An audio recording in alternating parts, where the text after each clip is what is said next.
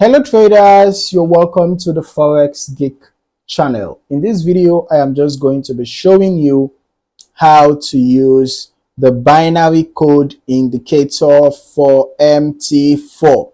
Okay, so the first step is to download the indicator, right? If you go to the description of this video, just check the description below. You're going to see the indicator link.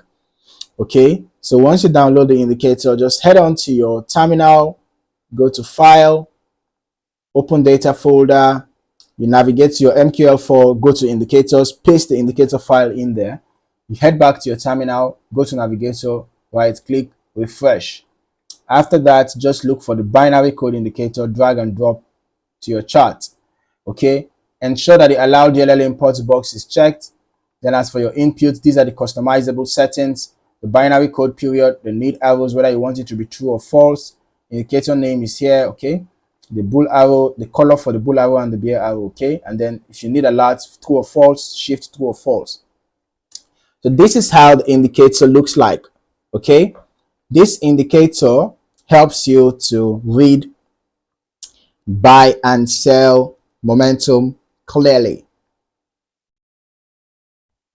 I'm actually going to recommend using this indicator in a trending market. So when you notice that these binaries here, these circles, when they're red in color, it shows that the momentum is bearish. Okay, and when it's green, it shows bullish momentum. But then as for the precise entries and exits, you will notice that when the when the green upward arrow appears, it's giving you precise buy signal. Okay, and when the red downward arrow appears, it's giving you precise sell signal. So what you have to do is wait for these green circles to form, or at least the first circle to form, right?